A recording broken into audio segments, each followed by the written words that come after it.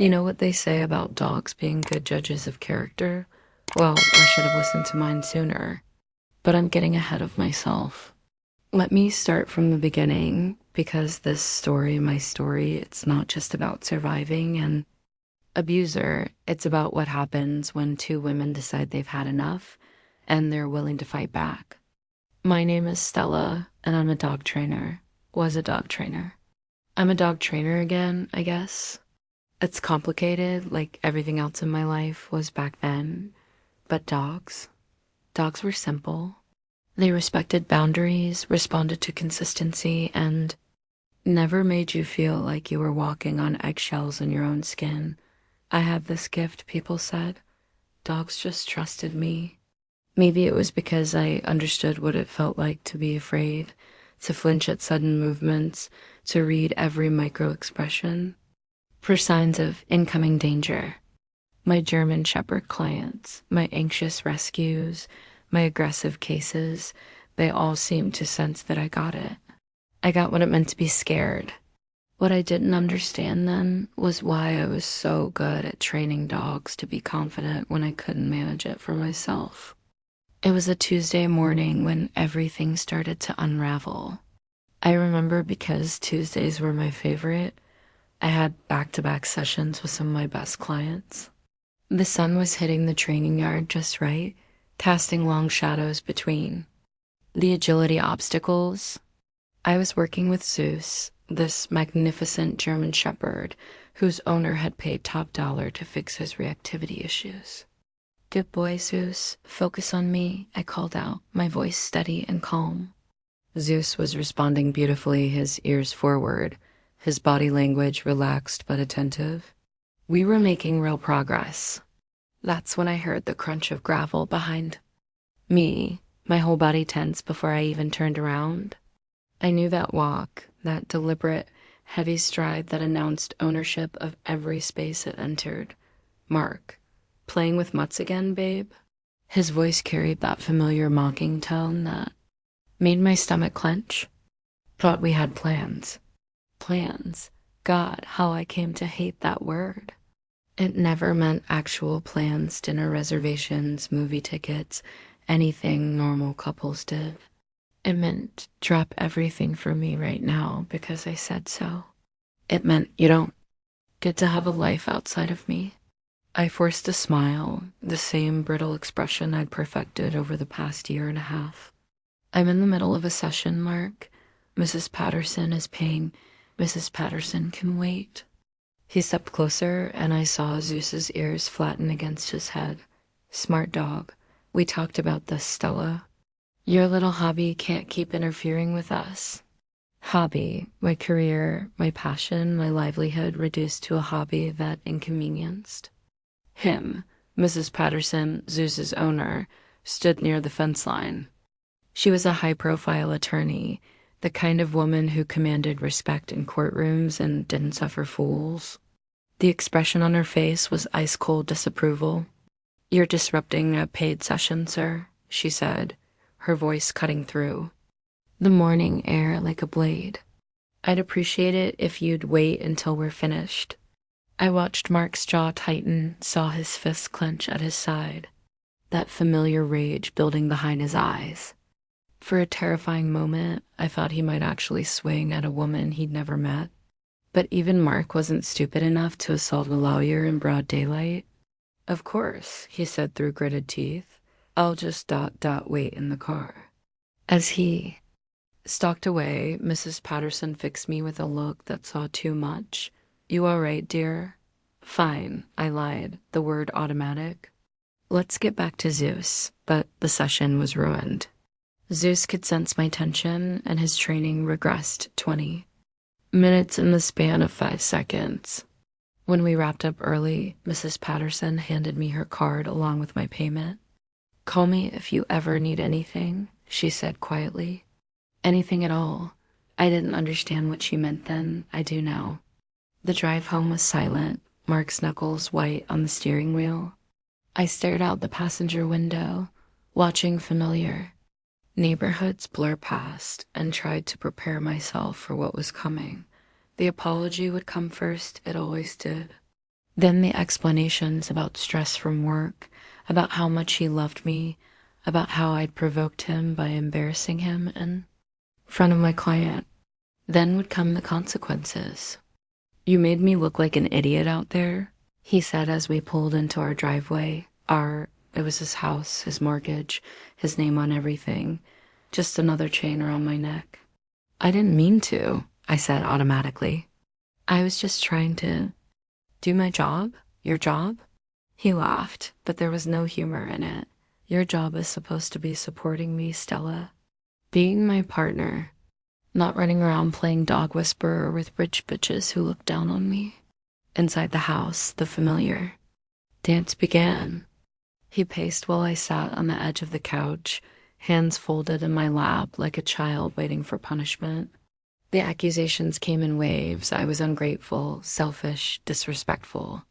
I was lucky to have him because who else would put up with my moods, my anxiety, my complete inability to prioritize what mattered?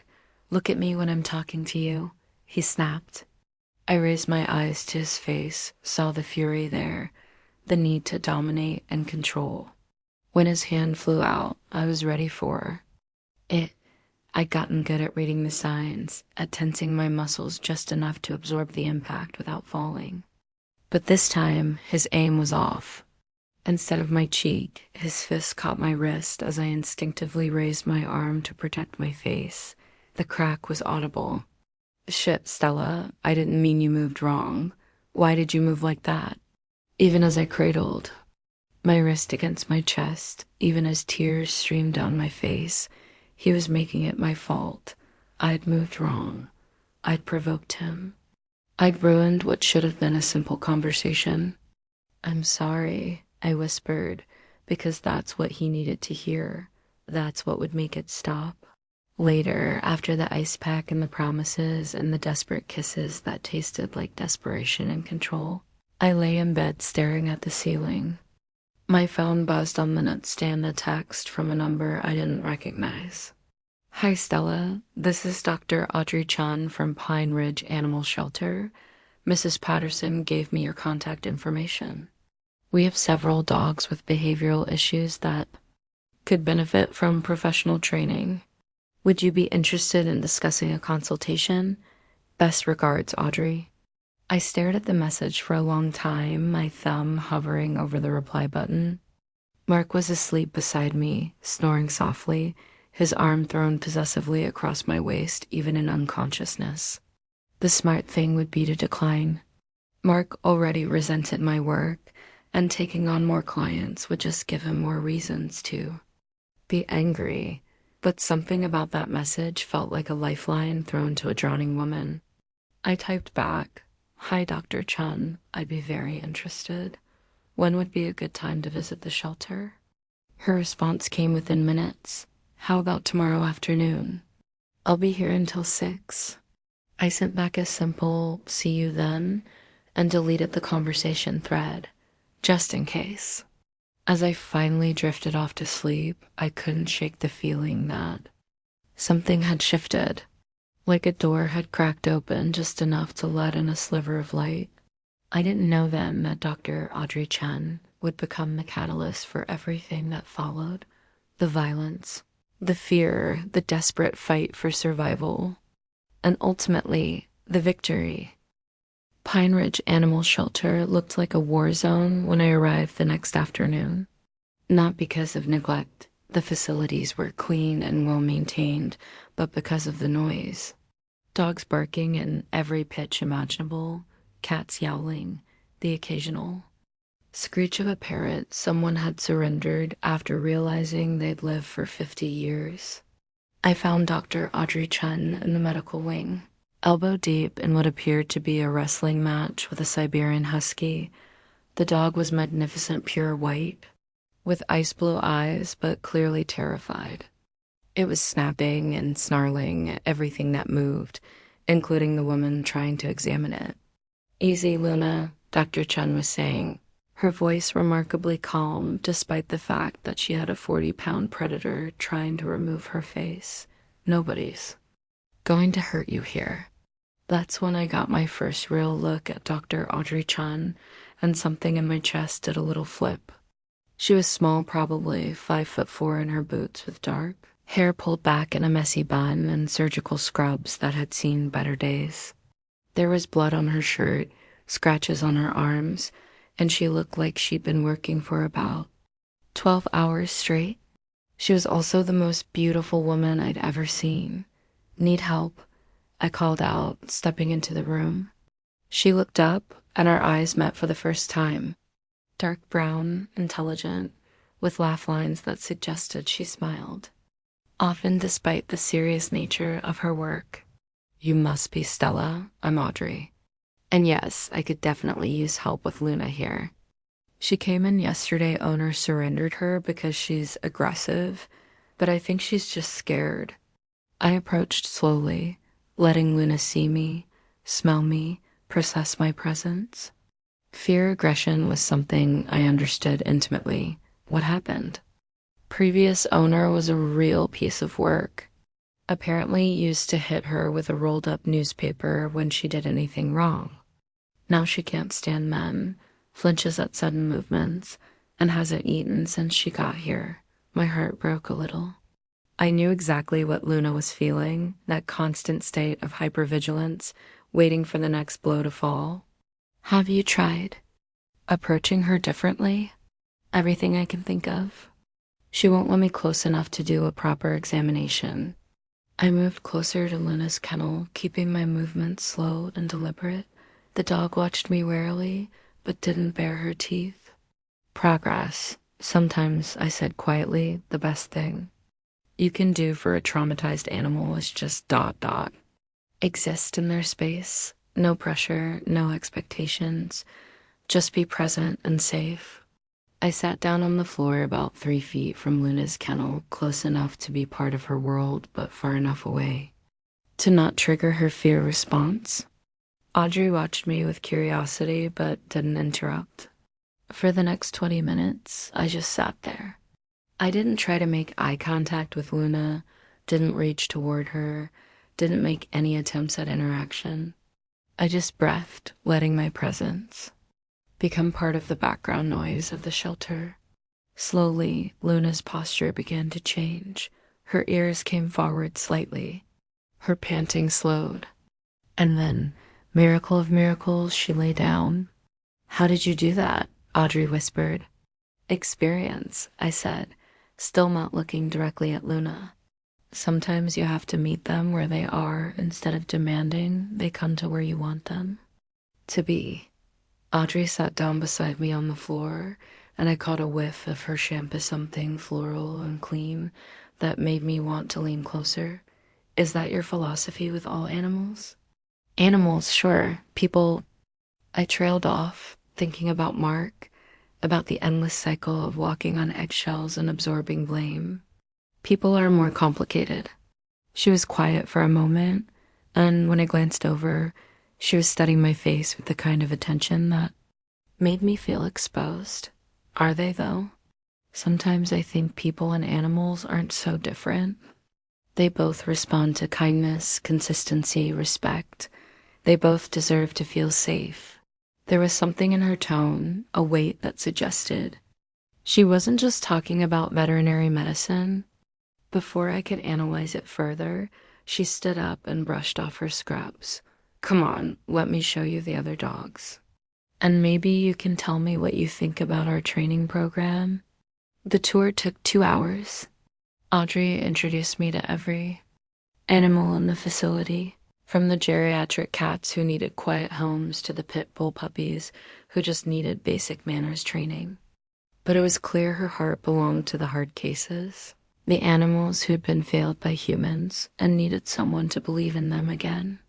"This is Tank," she said, stopping in front of a kennel that housed the most muscular pit bull I'd ever seen. He was easily 80 pounds of pure muscle, with scars across his muzzle that spoke of a hard life. He came in as a fighting dog seizure. Been here 8 months because nobody wants to take a chance on him. Tank approached the front of his kennel slowly, his massive head lowered submissively. When he looked up at me, His eyes were gentle and hopeful despite everything he'd been through. "He's beautiful," I said, and meant it. "He is, but his size scares people and his history. Well, you know how it is. People hear fighting dog and they think monster." I understood. People heard abuse victim and they thought damaged goods too. What's his temperament really like? Gentle giant. Loves kids, gets along with other dogs, just wants someone to love him. But he's been here so long, I'm starting to worry he's becoming institutionalized. As if he understood what she was saying, Tank pressed his nose against the chain link and made a soft whining sound that absolutely broke my heart. "I could work with him," I heard myself say. "I mean, if you want. Help him with confidence building. Make him more adoptable." Audrey's face lit up like Christmas morning. "Really? That would be incredible. I can't pay much, but don't worry about payment. Some things are more important than money." We walked back toward the medical wing, and I felt something I hadn't experienced in a long time: purpose. These animals needed help, and I could provide it. For the first time in months, I felt useful, valuable, like I had something to offer besides being Mark's emotional punching bag. "Can I ask you something?" Audrey said as we reached her office. "Sure. That bruise on your wrist. It's fresh?" My heart stopped. I looked down at my wrist where the concealer had apparently worn off during our tour. The bruise Mark had given me the night before was visible in all its purple-green glory. It's nothing," I fell. Audrey didn't say anything for a long moment. Then she opened a desk drawer and pulled out a business card. But it wasn't her veterinary card. It was for something called Safe Haven Women's Center. "I volunteer there on weekends," she said quietly. "They have resources. Support groups, legal advice, safe housing if someone needs it. Just ... In case you ever want to talk to someone." I stared at the card, my hands shaking slightly. I done single quotes T ... I mean, it's not... "You don't have to explain anything to me," she said gently. "But Luna isn't the only one who deserves to feel safe." I slipped the card into my pocket, knowing I'd never use it, but unable to throw it away. "I should get going. My boyfriend will be wondering where I am." "Of course. But Stella," she touched my arm gently, "you're welcome here anytime to work with the dogs, I mean, but also just to exist in a safe space, no pressure, no expectations." As I drove home, her words echoed in my head. A safe space. When was the last time I'd felt truly safe? Even in my own home, I was constantly on guard. Constantly reading Mark's moods, constantly preparing for the next explosion. My phone buzzed with a text from Mark. "Where are you?" "Dinner's ready," I typed back. "On my way home." "Sorry, lost track of time at the shelter." His response came immediately. "Shelter? What shelter? We need to talk when you get home." My hands tightened on the steering wheel. "We need to talk." Another phrase that made my stomach clench with dread. But for the first time, I had somewhere else to go. Someone who'd offered me a safe space with no strings attached. I thought about Luna, pressing herself against the back of her kennel, waiting for the next blow that might never come. I thought about Tank, gentle despite his scars, still hoping someone would see past his history to the good heart underneath. And I thought about Audrey, covered in scratches and dog hair, offering kindness to creatures that had every reason not to trust humans anymore. Maybe I was more like those rescue dogs than I wanted to admit. Maybe I'd been waiting for someone to see past my damage to the person I used to be, the person I could be again. Given the right environment, maybe it was time to start believing I deserved better than constantly being afraid. 3 weeks later, I was spending more time at Pine Ridge than at home. It wasn't intentional at first, or maybe it was, and I just wasn't ready to admit it. But every day, I found new reasons to stay just a little longer. Tank needed extra socialization work. Luna was finally starting to trust me and couldn't afford any setbacks in her progress. The new intake, a terrified Chihuahua mix named Pepper, only responded to me. Really, I was falling in love. With the work, with the animals, with the feeling of being useful and appreciated. And maybe, if I was being completely honest with myself, with Dr. Audrey Chen, Audrey had this way of making everyone feel important, not just the animals, but the volunteers, the staff, even the difficult adopters who came in with unrealistic expectations.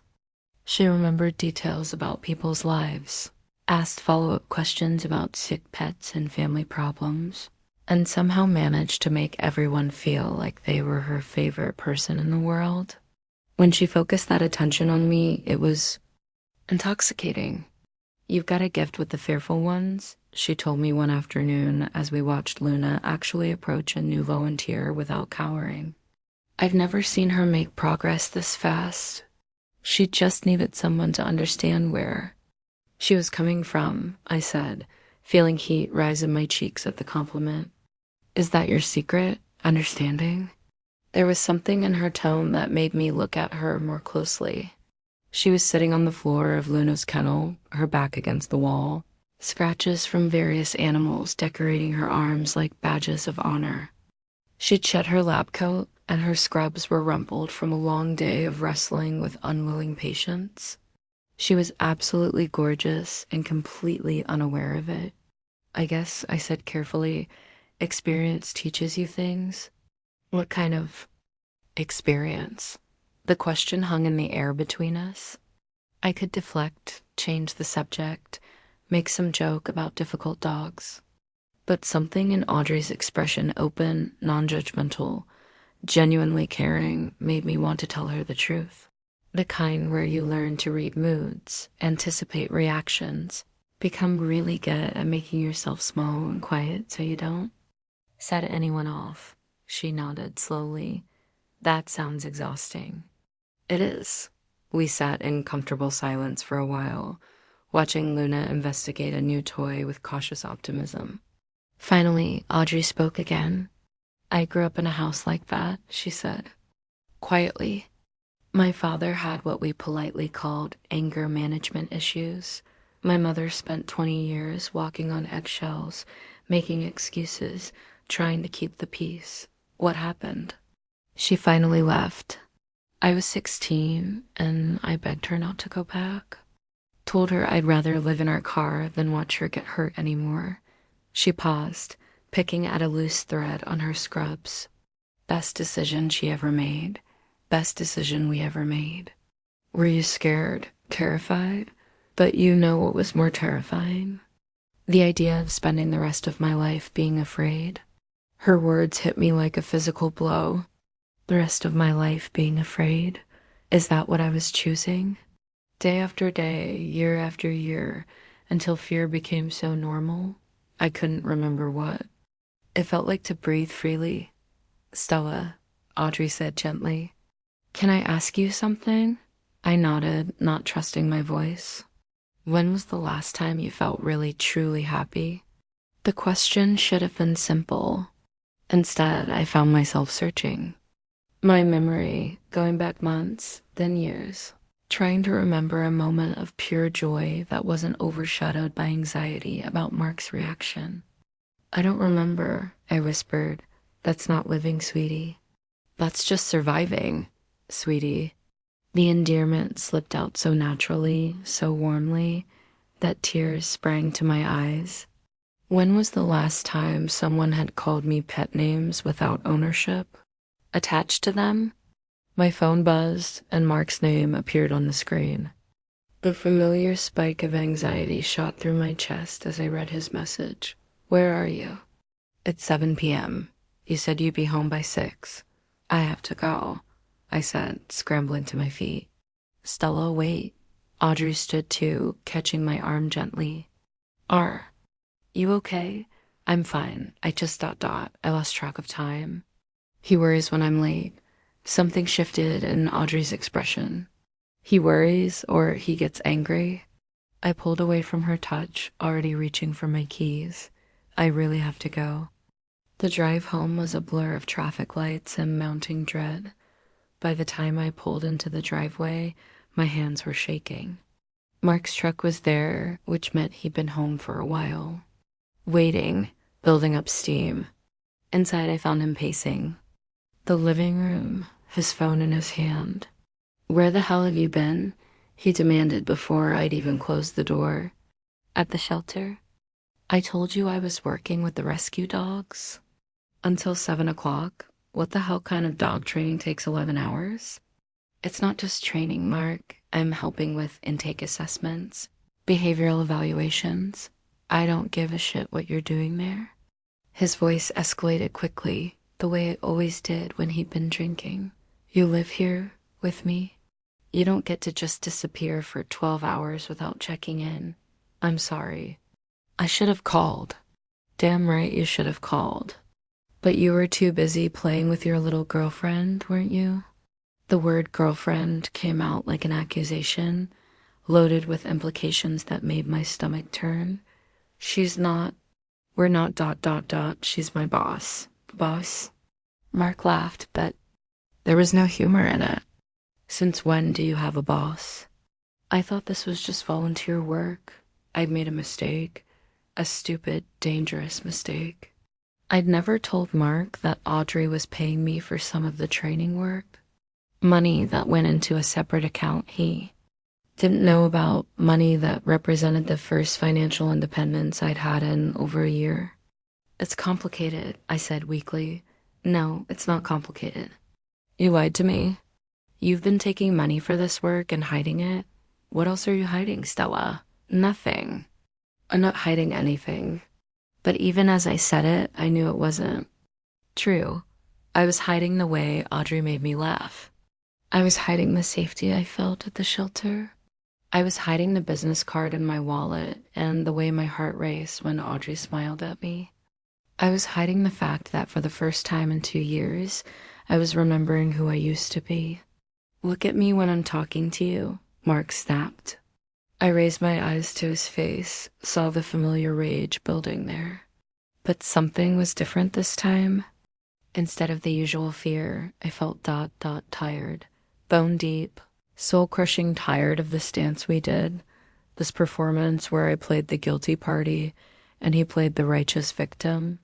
"This stops now," he said, stepping closer. "You quit this shelter thing. You focus on your real clients, the ones who pay you properly, and you stop lying to me." "I can't quit," I said quietly. The word surprised both of us. I'd never directly contradicted him before, never refused an order. "What did you say?" "I can't quit the shelter. They need me. The animals need me."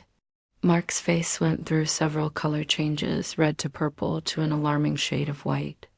"The animals need you? What about me, Stella?" "What about what I need? What do you need, Mark?" The question came out sharper than I intended. "You need me to have no friends, no interests, no life outside of this house. You need me to be so dependent on you that I can't function without permission." Where were these words coming from? It was like some other version of myself had taken over. The version that existed before Mark taught me that my thoughts and feelings were inconveniences to be managed. "I need you to remember who the hell you belong to," he snarled, and then his hand was flying toward my face. But this time, I was ready. This time, instead of freezing or cowering, I caught his wrist. "Don't," I said firmly. For a moment, we stood frozen like that, his fist inches from my cheek, my fingers wrapped around his wrist, both of us shocked by this deviation from our usual script. Then Mark's other hand came up, and he shoved me hard against the wall. My head cracked against the drywall, and stars exploded across my vision. "You don't get to tell me don't," he breathed against my ear. "You don't get to decide what you can and can't do. You're mine, Stella. You forget that?" That's when I heard it, a low, rumbling growl that seemed to come from everywhere and nowhere at once. Mark heard it too, and we both turned toward the sound, Luna stood in the doorway. I blinked, certain I was hallucinating from the head injury. But no, Luna was definitely there, her white fur standing on end, her ice blue eyes fixed on Mark with unmistakable intent. "What the hell? How did that dog get in here?" Mark demanded. That's when I remembered. I'd been working with Luna on car rides, helping her overcome her fear of being transported. She'd been in my back seat when I came home, and in my distraction, I must have left the car door open. "Luna, stay," I said automatically, even as my heart pounded with terror. If Mark hurt her. But Luna wasn't backing down.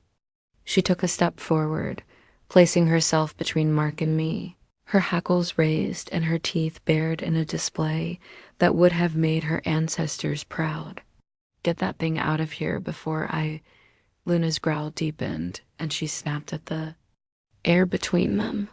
Mark stumbled backward, and for the first time in 2 years, I saw genuine fear in his eyes. "She doesn't like men," I said, finding my voice. "Especially angry men."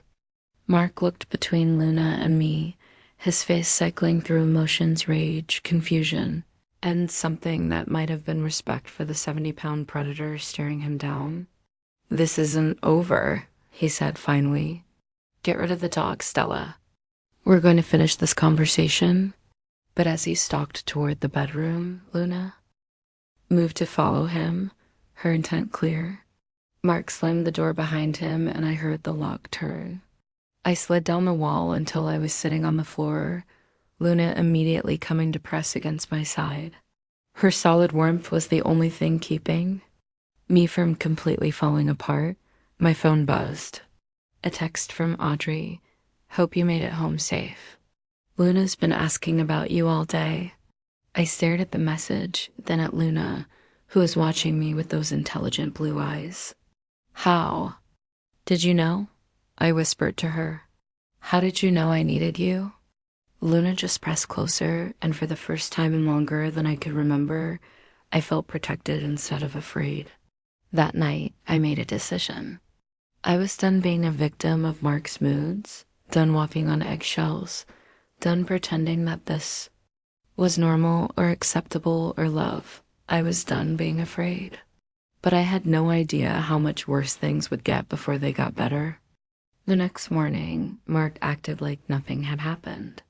He made coffee, kissed my forehead, and told me he'd made dinner reservations for Friday night at that Italian place I used to like. The same routine we'd perfected over the past 2 years' violence, followed by tenderness, as if his affection could erase the bruises. But Luna remembered. When Mark tried to pet her, she growled low in her throat and moved closer to me. When he raised his voice to yell at the TV during a football game, she positioned herself between us. And when he grabbed my arm to emphasize a point about something trivial, she bared her teeth until he let go. "That dog is a problem," he muttered, but he didn't push it. Even Mark wasn't stupid enough to escalate with 70 pounds of protective instinct watching his every move.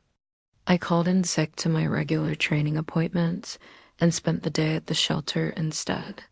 I needed the safety of that place, the sanity of working with animals who were honest about their feelings instead of playing psychological games. Audrey took one look at me and guided me into her office, closing the door behind us. "What happened?" she asked without preamble.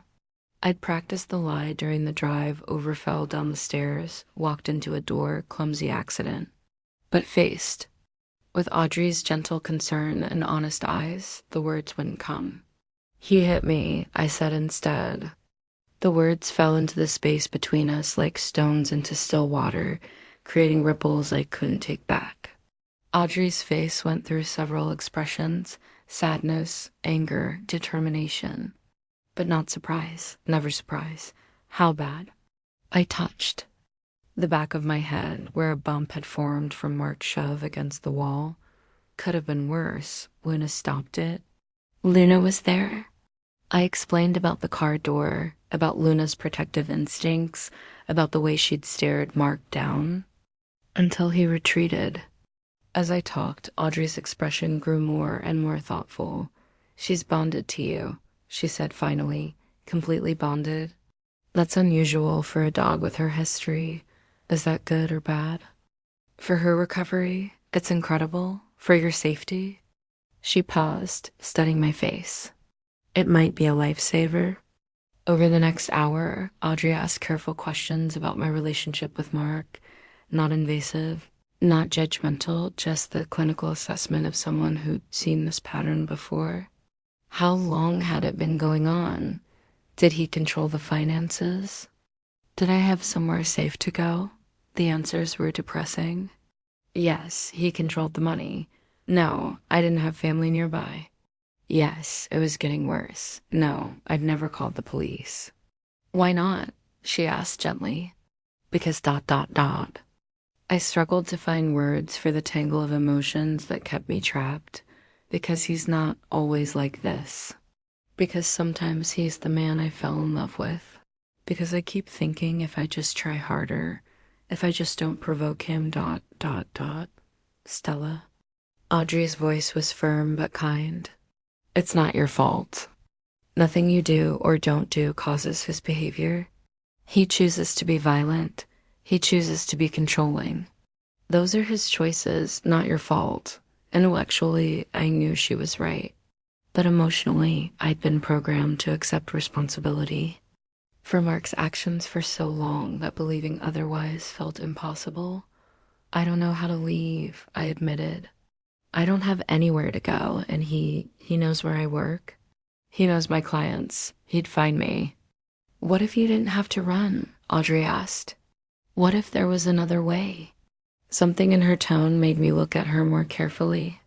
There was a steeliness there I hadn't seen before, a determination that went beyond compassionate veterinarian. What do you mean? Audrey was quiet for a moment, then reached into her desk drawer and pulled out a thick file folder. My name was written on the tab. I've been doing some research, she said, about Mark. My heart stopped. What kind of research? The kind that my friend at the prosecutor's office helps with. The kind that my contact at the police department assists with. The kind that reveals patterns of behavior. She opened the folder, and I saw photocopies of police reports. Court documents, employment records. My hands shook as I recognized Mark's name throughout the paperwork. He's done this before, I whispered. 3 times that we can document. 2 ex-girlfriends who filed restraining orders that were later dropped. 1 ex-wife who divorced him. After what the court records describe as a pattern of domestic violence and financial abuse, I stared at the papers, my mind reeling. You investigated him? I investigated him, she confirmed. And Stella, there's more. His current employer, the construction company, they're under investigation for tax fraud. Mark's been skimming money from payroll accounts for 6 months. He could go to jail. He could go to jail for a very long time. If someone were to bring this information to the right people, the implications hit me like a truck. This wasn't just about leaving Mark. This was about ensuring he couldn't hurt anyone else. This was about justice. Why? I asked. Why would you do this for me? Audrey's cheeks flushed slightly and she looked down at her hands. Because you deserve better. Because every woman deserves to feel safe in her own home. And because ... She took a deep breath. Because I care about you more than I probably should. The admission hung in the air between us, charged with possibility and danger. I felt my heart rate spike, not from fear this time, but from something else entirely. Audrey ... I know it's complicated, she said quickly. I know you're in a relationship, and I know the timing is terrible. But I can't stand by and watch someone hurt you. I won't. Before I could respond, there was a knock on her office door. Dr. Chen, we need you in treatment room 2. Emergency intake. Be right there, she called that, then turned to me. Think about what I've shown you. Think about what you want your life to look like. And know that whatever you decide, you don't have to face it alone. She left me sitting in her office, surrounded by evidence of Mark's pattern of abuse. My mind spinning with possibilities I'd never allowed myself to consider. Freedom, safety, maybe even love with someone who saw me as an equal instead of a possession. For the first time in 2 years, I started to believe that escape might be possible. The restraining order was surprisingly easy to get. With Audrey's research, Mrs. Patterson's legal expertise, and my own testimony about the escalating violence, the judge granted it within 48 hours. Mark was served at work in front of his coworkers with papers that legally barred him from coming within 500 feet of me. I wasn't there to see his reaction, but I heard about it from Luna. Yes, Luna, because by then, she was living with me full time. Audrey had expedited her adoption paperwork, and Luna had transitioned from scared rescue dog to personal protection animal with remarkable speed. She slept next to my bed, accompanied me to training sessions, and had an uncanny ability to sense my emotional state. She also had an even more uncanny ability to sense when Mark was nearby. The first violation happened 3 days after he was served. I was at the grocery store, Luna waiting in the car, when I felt that familiar prickle of being watched. I turned around, and there he was, standing at the end of the cereal aisle, staring at me with undisguised hatred. My hands started shaking, and I reached for my phone to call 911, but before I could dial, Luna's barking erupted from the parking lot, frantic, urgent barking that had other shoppers looking around in alarm. Mark heard it too. His eyes flicked toward the sound, and for a moment, I saw uncertainty flicker across his face. Then he turned and walked away, disappearing into the crowd of shoppers. When I got back to the car, Luna was practically vibrating with tension, her ears forward and her gaze fixed on the store entrance. She'd somehow known. Even through the walls of the building, she'd sensed that I was in danger. "Good girl," I whispered, my hands still shaking as I started the engine. Such a good girl. The second violation was more serious. I was leaving a client's house after a training session when I noticed Mark's truck following me. Not close enough to be obvious, but they were maintaining the same distance, making the same turns, clearly tracking my movements. This time I called 911 immediately. "This is Stella Morrison. I have an active restraining order against Mark Richards, and he's currently following me in violation of that order." The dispatcher was professional and efficient. "Can you get to a safe location, somewhere public with security cameras?" "Yes, I'm heading to Pine Ridge Animal Shelter. There are cameras and people who know the situation. Officers are being dispatched to that location. Do not engage with the subject. Do not get out of your vehicle until police arrive." I called Audrey as I drove, my voice surprisingly steady despite the adrenaline coursing through my system. "Mark's following me. Police are meeting me at the shelter. I'll be watching for you," she said immediately. "Drive straight to the front entrance. Don't stop for anything." When I pulled into the shelter parking lot, Mark's truck was nowhere to be seen. But Luna was agitated, pacing in the back seat and whining anxiously. She knew he was nearby even when I couldn't see him. The police took my statement, documented the violation, and added it to Mark's growing file.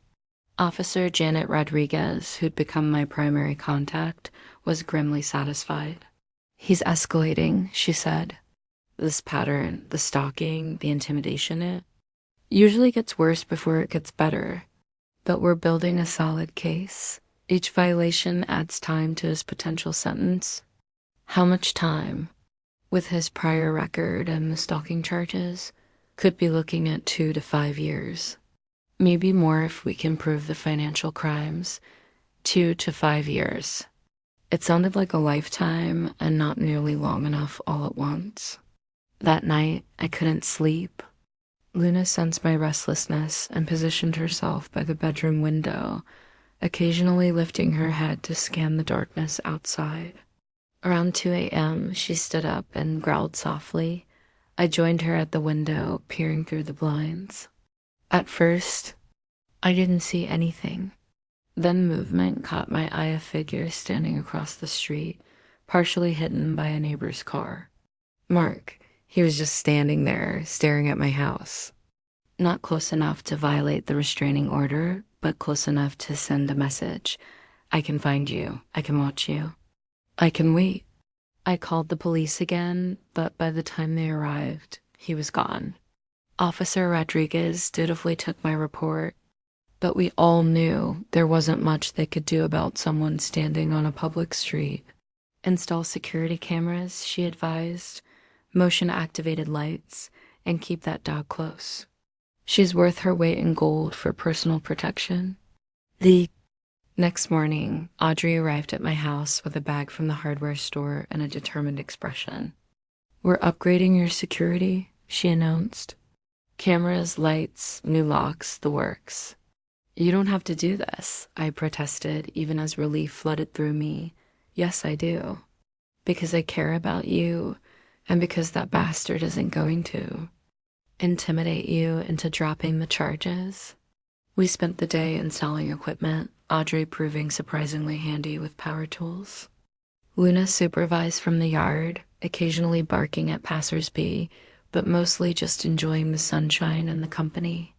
"You know," Audrey said as we tested the new motion sensor lights, "there's something I've been meaning to ask you." "What's that? When this is all over, when Mark is in jail and you're safe, would you maybe want to have dinner with me? Like an actual date?" I looked at her, this incredible woman who'd risked her own safety to help me, who'd spent her weekend installing security systems and making me feel protected instead of vulnerable. "I'd like that," I said. "I'd like that very much." She smiled, and for a moment, the fear and stress of the past weeks faded into the background. There was a future beyond Mark's threats, beyond restraining orders and court dates. There was possibility. That's when Luna started barking. Not her usual alert bark, but the deep, aggressive sound she made when she perceived a direct threat. We both turned toward the street, where Mark's truck was pulling up to the curb. He got out slowly, deliberately, his eyes fixed on us as we stood in my front yard. Even from 50 feet away, I could see the rage radiating from his posture. "He's violating the order," Audrey said, already reaching for her phone. But Mark didn't approach. Instead, he leaned against his truck and called out, his voice carrying clearly across the distance. "Enjoying your little girlfriend, Stella? Enjoy it while you can. This isn't over, not by a long shot." Luna's barking intensified, and she strained against the leash I'd hastily clipped to her collar. Every muscle in her body was tense, ready to launch herself at the threat if I gave her the command. "Mark, you need to leave," I called back, surprised by the steadiness of my own voice. "You're in violation of a court order." He laughed, the sound cold and brittle in the afternoon air. "Court order? You think a piece of paper is going to stop me? You belong to me, Stella. You always will." That's when Audrey stepped forward, moving slightly in front of me in a protective gesture that was both touching and terrifying. "She doesn't belong to anyone," Audrey said firmly. "And if you don't leave right now, I'm calling the police. Dr. Chun, isn't it?" Mark's voice took on a mocking tone. The heroic veterinarian swooping in to save the day. "Tell me, Doc, what exactly do you think you're going to do? You and your little girlfriend?" "We're going to watch you go to prison," Audrey replied without hesitation. "We're going to testify at your trial. We're going to make sure every woman in this city knows exactly what kind of man you are." Mark's expression darkened, and he took a step forward. Luna's barking reached a crescendo, and she lunged against the leash with enough force to nearly knock me off balance. "You have no idea what you're dealing with," Mark snarled. "Either of you, this is just the beginning." He got back in his truck and drove away, but not before making sure we saw him take pictures of us, of the house, of Luna, evidence for whatever he was planning next. That felt like a threat, Audrey said quietly. It was definitely a threat, I agreed. Question is, what's he planning to do about it? We found out 3 days later, when I arrived at the shelter to find every window on the ground floor smashed, graffiti spray painted across the walls, and the front door hanging off its hinges. The message was clear. Mark wasn't just targeting me anymore. He was going after everything and everyone I cared about. The war had officially begun. The vandalism at Pine Ridge Animal Shelter was devastating. Not just the property damage, though that was extensive, but the psychological impact on the animals. Dogs that had been making progress with their fear and anxiety regressed overnight. Cats hid in the back of their kennels, refusing to eat. Even the usually resilient rabbits seemed spooked by the violation of their safe space, that the human impact was worse. I can't afford this, Audrey said, standing in the ruins of her office. Her computer was destroyed, filing cabinets overturned. Important medical records scattered across the floor. Insurance will cover some of it, but not all. And definitely not the lost time while we're closed for repairs. The guilt was crushing. This was my fault. My relationship with Mark had brought violence into a place that was supposed to be a sanctuary for vulnerable animals. Staff members were asking questions. Volunteers were scared to come back, and adoption appointments were being canceled as word spread through the community. I'm so sorry, I said for the 100th time that morning. This is all because of me. No. Audrey's voice was sharp with anger, not at me, but at the situation. This is because of him. Mark did this, not you. Don't you dare take responsibility for his actions. The police investigation was thorough, but ultimately unsatisfying. Mark had been careful, no fingerprints, no DNA evidence, no witnesses. The security cameras I'd suggested installing had been on order, but not yet delivered. Without concrete proof, they couldn't charge him with anything. We know it was him, Officer Rodriguez said grimly. But knowing and proving are two different things in court. However, the restraining order violations were adding up. The stalking incidents, the threatening behavior, the pattern of escalation, it was all documented now. The district attorney was building a case that would put Mark away for a significant period of time. The preliminary hearing is next week, Mrs. Patterson explained during one of our strategy sessions. He'll probably plead not guilty, but with the evidence we have, we're confident about getting this to trial. What if he doesn't show up? I asked. What if he runs? Then he'll be a fugitive, and law enforcement will have broader powers to track him down. Either way, we win. But Mark surprised everyone by not only showing up to the hearing, but bringing his own attorney, an expensive-looking woman in a designer suit who immediately began attacking my credibility. My client is the victim of a vindictive ex-girlfriend who's using the legal system to punish him for ending their relationship, she argued. Ms. Morrison has a history of mental health issues and has been known to fabricate stories for attention. I felt the blood drain from my face. Mental health issues? The only therapy I'd ever had was the counseling I'd sought after my parents died in a car accident 5 years ago. How had they even found out about that? Mrs. Patterson was on her feet immediately. Objection, Your Honor, the defense is making. Unsubstantiated claims about my client's medical history without proper foundation. Sustained, the judge said. Ms. Hartwell, please stick to the facts of the case. But the damage was done. Mark's attorney had planted seeds of doubt about my reliability as a witness. And from the satisfied smirk on Mark's face, this was just the beginning of their strategy. After the hearing, I felt deflated and scared. What if they're right? What? If people think I'm lying, they're not right, Audrey said firmly. And even if some people have doubts, we have evidence. Police reports, medical records, witness statements. The truth will come out. That night, I couldn't sleep.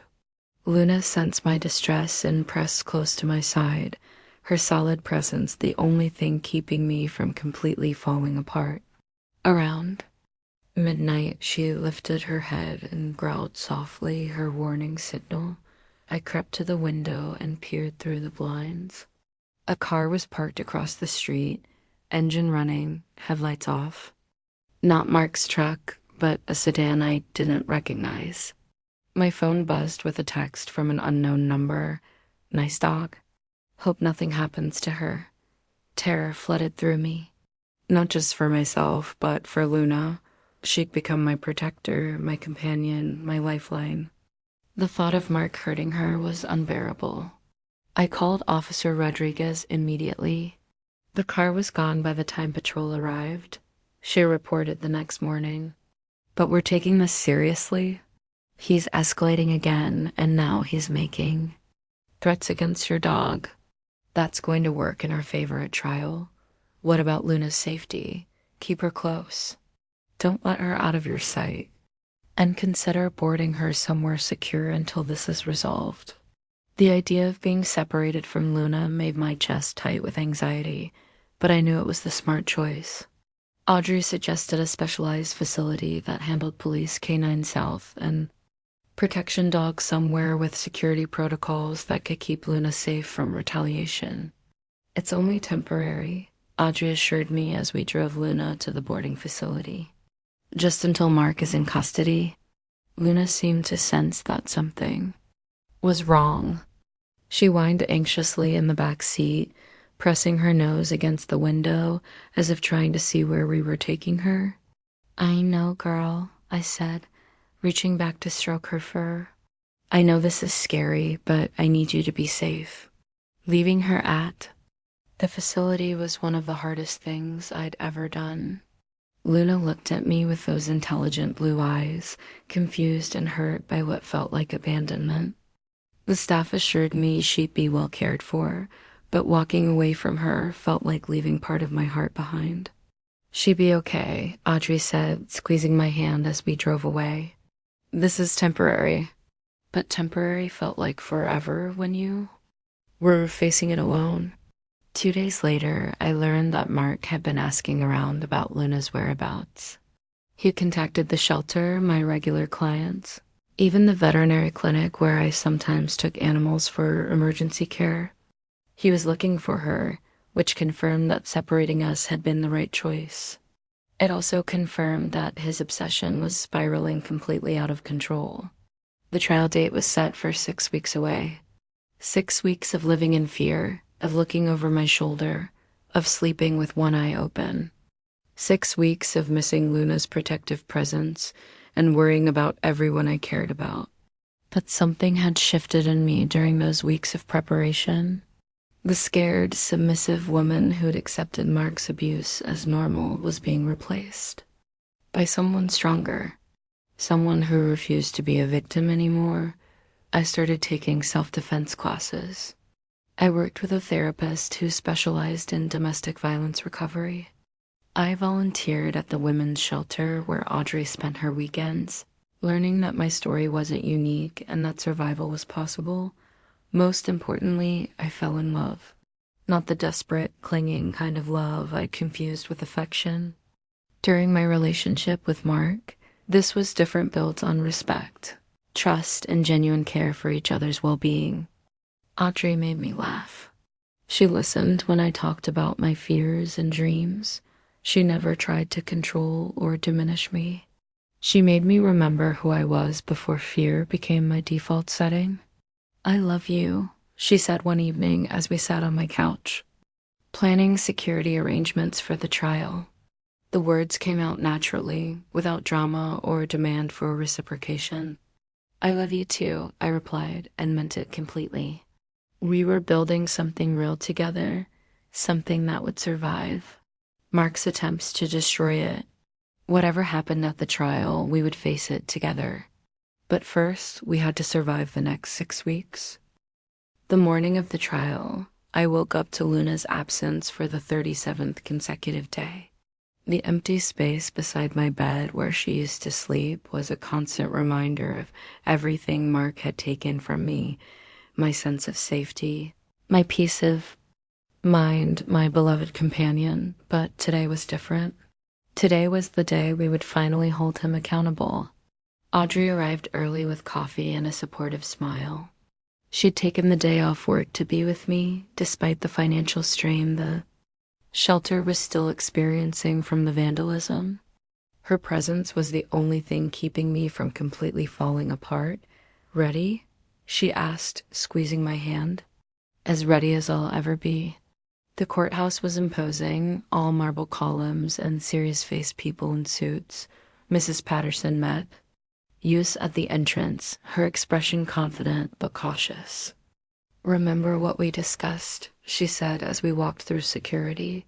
"Answer only what's asked. Don't volunteer information. And don't let his attorney rattle you."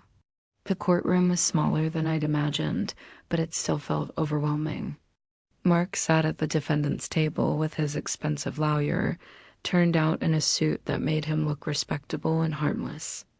When he saw me enter, he smiled, not the rage-filled grimace I'd grown accustomed to, but a sad, almost wistful expression designed to make him look like the victim. The performance had already begun. Jury selection took most of the morning. I watched potential jurors being questioned, studying their faces for signs of bias or sympathy. Would they believe me? Would they see through Mark's manipulative facade? The uncertainty was torture. During the lunch break, Officer Rodriguez found me in the hallway. "We've got a problem," she said quietly. "Mark's been talking to someone." "Making arrangements." My blood ran cold. "What kind of arrangements?" "The kind that involve visiting your dog's boarding facility. He's been asking detailed questions about their security protocols." Luna, even locked up safely, she wasn't truly safe from his obsession. "What can we do?" "I've alerted the facility. They're moving her to a more secure location within the building. But Stella, if he's willing to go after your dog during his own trial, there's no telling what else he might do." The afternoon session began with opening statements. The prosecutor laid out the case methodically, the pattern of abuse, the escalating violence, the stalking behavior, the property destruction. With each piece of evidence presented, I watched the jury's expressions, looking for signs of understanding and sympathy. Mark's attorney painted a different picture entirely. According to her, I was an unstable woman who'd initiated the relationships. Problems through my erratic behavior and unfounded jealousy. Mark had been trying to help me, she claimed, but my mental health issues had made me increasingly difficult to live with. "Ladies and gentlemen," she said, turning to address the jury directly, "this is not a case about domestic violence. This is a case about a troubled woman who couldn't accept the end of a relationship and chose to weaponize the legal system against an innocent man." I felt sick. They were twisting everything, making me into the villain of my own story. My testimony was scheduled for the next morning. That night, I barely slept, running through potential questions and answers in my head. Audrey stayed with me, her presence a comfort, even when words failed us both. "What if they don't believe me?" I whispered in the darkness. "They will," she said firmly, "because you're telling the truth. And truth has a way of coming out." The next morning, I took the witness stand with sweaty palms and a racing heart. Mrs. Patterson guided me through my testimony with gentle but thorough questions. I told the jury about the first time Mark hit me, about the escalating control. In isolation, about the night Luna protected me. "Can you show the jury the scar on your wrist from the incident you just described?" Mrs. Patterson asked. I held up my arm, revealing the faint but visible mark where Mark's grip had been tight, enough to break the skin. Several jurors leaned forward to see it clearly. Then came the cross-examination. Mark's attorney was relentless. She questioned my memory, my motives, my mental state. She implied that I provoked the violence, that I'd exaggerated the injuries, that I was lying about the severity of the abuse. Isn't it true, Ms. Morrison, that you've been diagnosed with anxiety and depression? I sought counseling after my parents died, I replied carefully. That's not the same thing as being mentally unstable, but you were prescribed medication. For these conditions? Temporarily, yes. Following a traumatic loss. And isn't it true that one of the side effects of this medication can be paranoia and false memories? Mrs. Patterson objected, but the question hung in the air. The attorney was trying to undermine my credibility by suggesting that my medication had made me delusional. For 2 hours, she attacked every aspect of my testimony. By the time I stepped down from the witness stand, I felt completely drained and uncertain about how I performed. You did great, Audrey whispered as I rejoined her in the gallery. You told the truth, and it showed. The prosecution called several other witnesses, Officer Rodriguez, who testified about the pattern of escalating behavior, Dr. Martinez from the emergency room, who described my injuries, even Mrs. Patterson, who had witnessed Mark's threatening behavior at the training facility. Then it was the defense's turn. Mark took the stand in his own defense, a risky move that suggested his attorney was confident in his ability to manipulate. The jury, he was charming, remorseful, and utterly convincing in his portrayal of himself as a man who'd made mistakes but didn't deserve to be destroyed by a vindictive ex-girlfriend. I loved Stella, he said, his voice breaking slightly. I still love her. Yes, we had problems. Yes, I lost my temper sometimes, but I never meant to hurt her. I was dealing with stress at work, financial pressures, and I handled it poorly. But I'm not the monster she's made me out to be. He painted a picture of a relationship where both parties had been at fault, where he'd been trying to help me with my mental health issues, where the violence had been mutual and exaggerated in my retelling.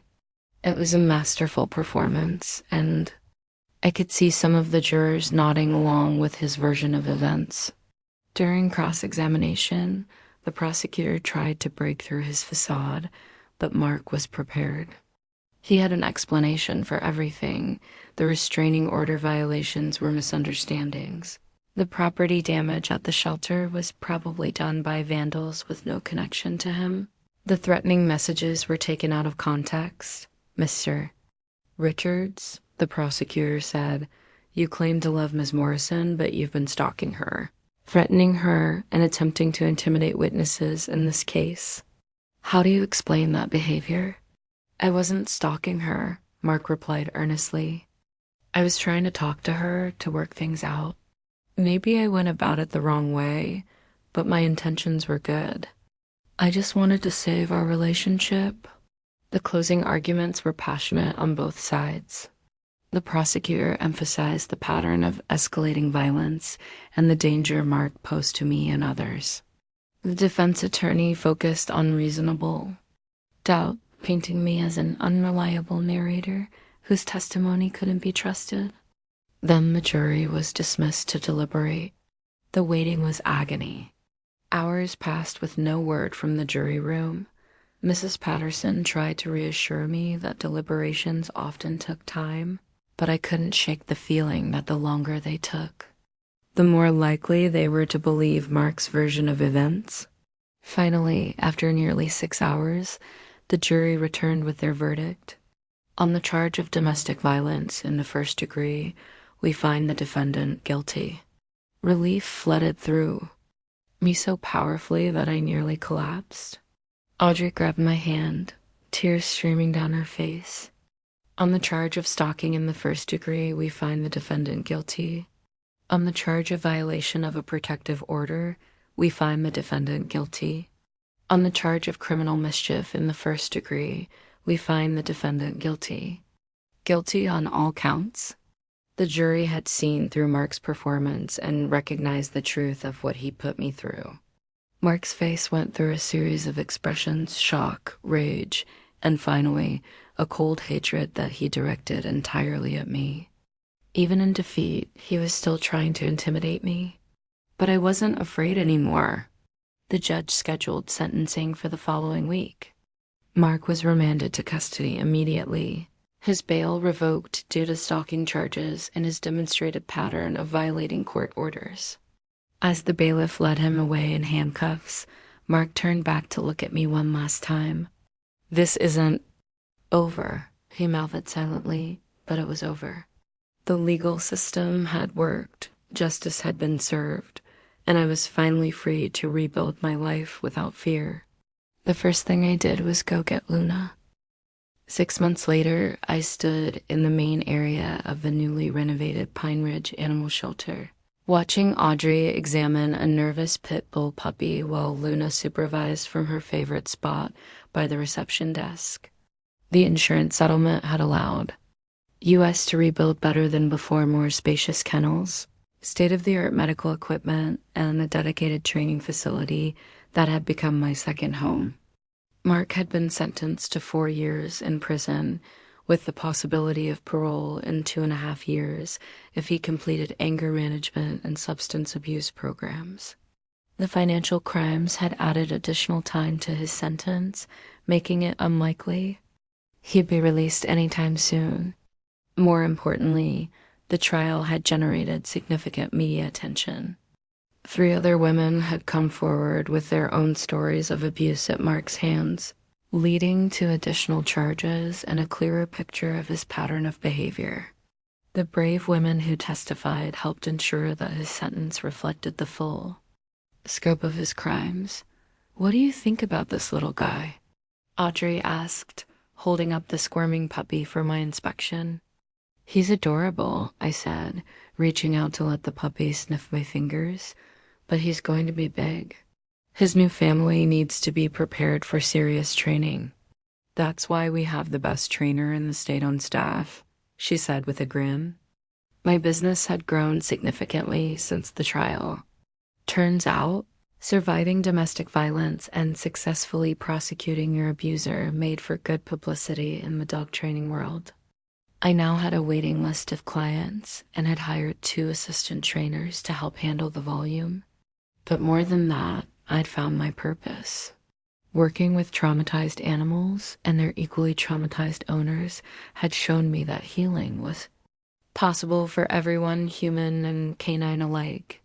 Every fearful dog that learned to trust again, every anxious owner who gained confidence in handling their pet, every successful adoption that gave an animal a second chance, it all felt like a victory against the forces that tried to break spirits and destroy hope. "Stella," Audrey's voice interrupted my thoughts. "There's something I want to ask you." I looked up to find her standing in front of me, looking nervous and excited at the same time. Luna had positioned herself next to Audrey, tail wagging, as if she knew what was coming. "We've been together for 8 months now," Audrey said. "And I know it's been complicated with the trial and everything we've been through, but I love you. I love the way you gentle down scared animals and fierce up when someone needs protecting. I love that you make me laugh even on the hardest days. I love that you turned your worst experience into something that helps others." She dropped to one knee and my heart stopped. I know we've both been hurt before.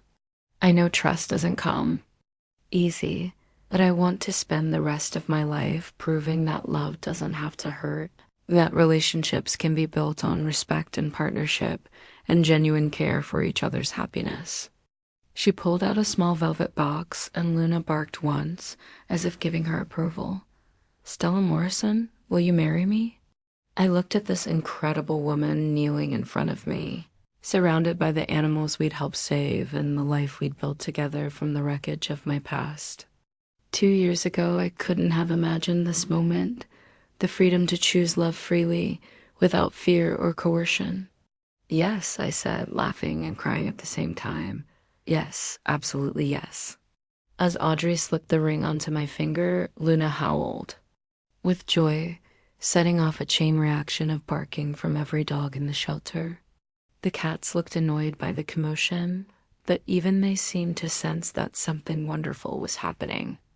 "I love you," Audrey said, standing up to kiss me properly. "I love you too," I replied, meaning it with every fiber of my being. Later that evening, as we sat on the couch in our shared apartment, yes, our apartment with both our names on the lease, I reflected on how far I'd come. The scared, isolated woman who'd accepted abuse as the price of companionship was gone, replaced by someone who knew her own worth and wouldn't accept anything less than genuine love and respect.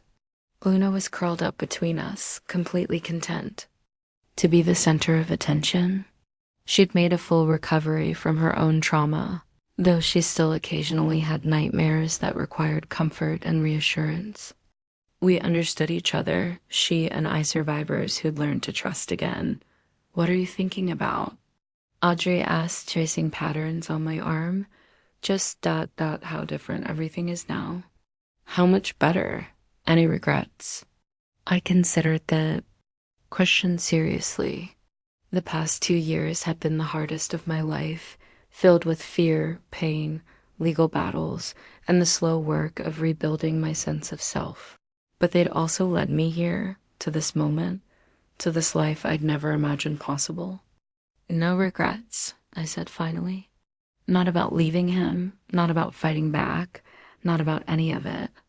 I'm exactly where I'm supposed to be." Audrey smiled and kissed the top of my head. "Me too." As we settled in to watch a movie, I thought about all the women who were still trapped in situations like the one I'd escaped. The ones who thought they deserved the abuse, who believed they were too damaged or too weak to leave, who couldn't imagine a life without fear. I thought about the work I was doing now, not just with animals, but with their human companions who often carried their own trauma. The way a successful training session could rebuild someone's confidence. The way seeing their pet overcome fear could inspire them to face their own challenges. I thought about the women's shelter where I volunteered, sharing my story with others who were taking their first tentative steps toward freedom.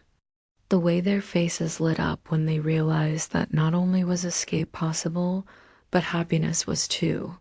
My phone buzzed with a text from Mrs. Patterson. "Just heard from the prosecutor's office. Mark was denied parole. He'll serve his full sentence." I showed the message to Audrey, who squeezed my hand in response. "How do you feel about that?" she asked. "Safe," I said simply. "I feel safe." It was the truth. For the first time in years, I felt completely, utterly safe.